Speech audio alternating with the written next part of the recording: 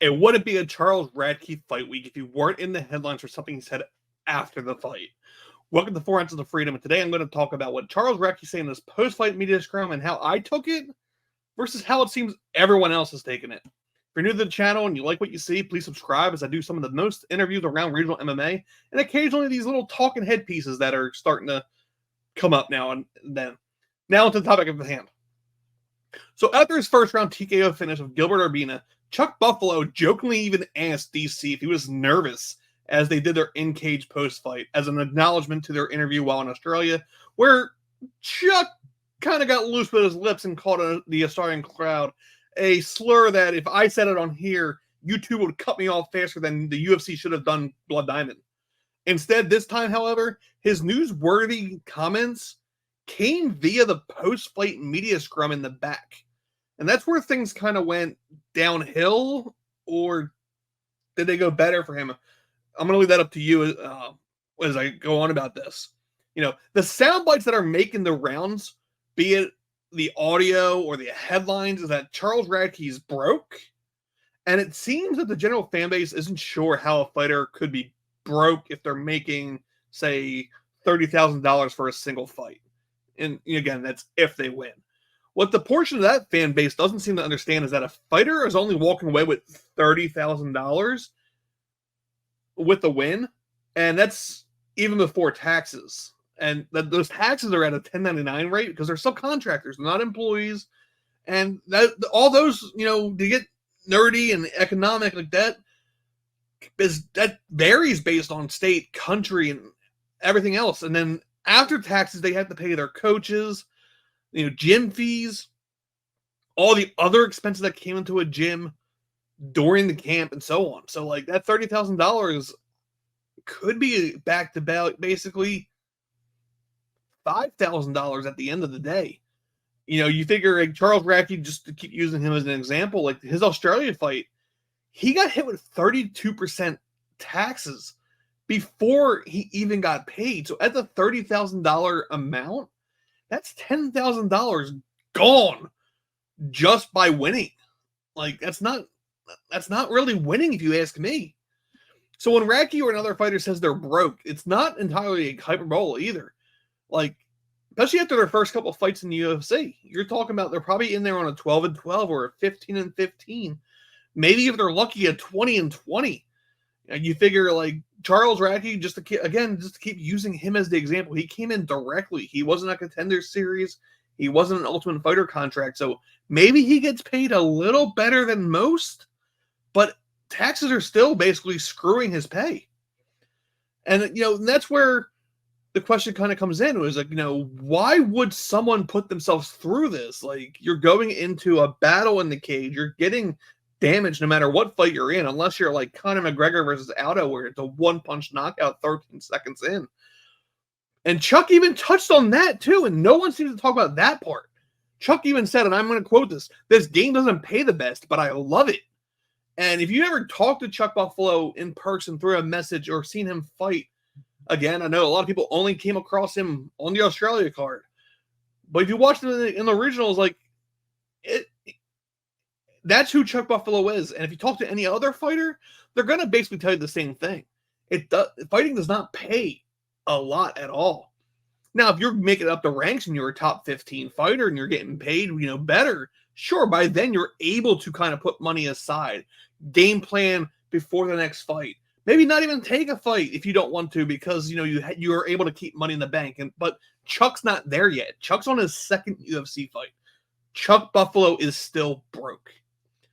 And then onto the part that has been quoted and, in my opinion, misskewed by the media and everyone else who's running out to do an article real fast. In every post I've seen, when asked who he would like to fight next, Chuck implies whoever is willing to get him paid. Because again, Charles Radtke is broke as far as, you know, fighters are concerned. And he even ends with, you know, that the media gets these interviews for free. I just need to get paid. It seems some are either taking that as, hey, I'm only going to do these interviews if you pay me, or, you know, the same around that realm. That's not how I took it. You know, I took it as He's there. He's doing his media obligations. Anyone who's seen a fight contract, even at the regional level, there is typically a little section that says like you will do any media obligations the promoter has you scheduled for. And that is something as simple as after you fight in the cage for 15 minutes, up to 15, up to 25 minutes, you will have a post-fight media scrum afterwards. And again, not a lot of people like doing those because you just busted your ass in that fight. And the first thing you got to do is come talk to people who have been sitting in the back, not fighting. And I want to, another real took this too is also like these people, I want to note on, I'm not speaking for Charles Radtke at all, but, I have followed him through his regional career onto his now UFC career. And there's one thing that I know for a fact, and it's that he's going to do things the Chuck way. I think even in reference to like the Australia post fight, he even said in this post fight media scrum that apparently he didn't really do because he wasn't getting paid. He even said, he loved what he said. And the reason there is it got the headlines and it got in the publicity that he would have got and he wouldn't have gotten if he didn't do something like that, which is, not recommending fighters go start dropping, slurs left and right just to get, the little like TikTok clips and a fan base that maybe you don't really want on your side, but who are now going to be on your side. But what Chuck does know, he knows that the media now cares about him more than they did before the comments. He also knows that the media cares about him now when they didn't care about him when he was on a CFFC card.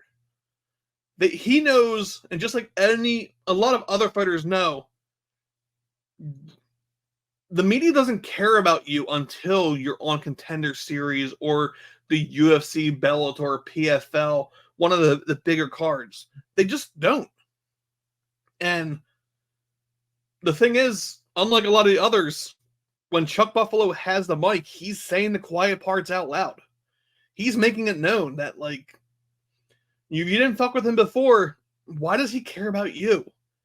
You're going to put your little clip on your YouTube page. Again, funny with me being on a YouTube page saying this. For what? So that you get the clicks and you get the ad revenue and you get the benefit of him doing your interview? And that's why even when I do my interviews, and I had the ability to do a lot of regional MMA interviews, I try to make it so that there's a two-way street. Of course, I'm getting the benefit of having a guest on my show, but I want the guest to get the eyeballs as well. That's why I'm happy to say I don't get the 10 views, 20 views that some of these media outlets with 8,000 subscribers get. I get 300, 400 with 1,000 subs because the people who I interview, their fan base gives a fuck, and my fan base gives a fuck. And I thank you for being a part of that subscription, crew that likes these regional fights for their own Contender Series and so on. And the fighters understand that, the media is what gets them the eyeballs. On the regional side, like I kind of mentioned, the fighters I interview or run to do interviews to get their name out there because they know doing these interviews gets them in front of the eyeballs that they want and need. And by that, I mean your matchmakers at the next level. Your Mick Maynards, your Sean Shelbys, your, I forget Mike's name now from over at Bellator. Like these people who are going to get you in the shows that you will get paid better at. They know this. Fighters aren't dumb like some people think. Fighters understand there's no payment for an interview because of journalistic integrity, and instead it's just another sacrifice they have to make or an obligation to set because of a contract. But they know that there's different styles to getting your name out there. Being entertaining in the cage is one. Afterwards is a whole nother thing too, and it's just another sacrifice, like I said, that they have to do. And more importantly, fighters understand that majority of media who ask their questions, as I mentioned repeatedly, they didn't care when they were on a regional level. They only care now because they matter because they're a UFC PFL fighter. And again, I'm going to state it. Charles Radtke is just saying the quiet parts out loud. I've talked to a lot of fighters, be it on camera, in person, through messages, and just, while networking. this is not a one-person topic. This is literally just the quiet part being said out loud. And in closing, for everyone who's saying Radtke won't get far without doing these post-fight pressers or pre-fight interviews, how will people know who he is if he doesn't do a YouTube interview for MMA Junkie or Fan-Sided MMA? How will he survive?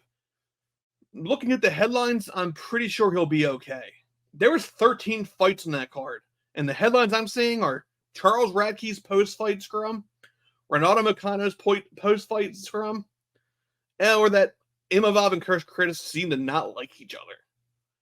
Maybe sometimes the quiet part ends up being the loudest, and maybe we're hitting that next area where the quiet part may not be loud as much. It won't be as quiet going forward. Maybe we're going to start seeing that from a lot of people. I mean, Nick Diaz used to skip media day as a whole. Wasn't a problem then unless you were Dana. Why is it a problem now if someone doesn't want to do interviews? And, for that, let's not be shocked when the quiet part starts not being as quiet. I want to, thank you for watching. If you like this video, give it a thumbs up. If you hated it, give it a thumbs down. I don't care. Whatever your engagement you're going to give me, I'm going to appreciate, just like Chuck Buffalo's going to appreciate the engagement if you tell him to go fuck off, or you tell him you're a fan now for standing up and saying the quiet parts. Either way, be sure to sound off your opinion in the comments below. I appreciate you for giving me these 10-20 minutes of your time, and I look forward to continue covering the regional MMA fighters before they make it to the next step and make others care about them. Again, thank you for watching.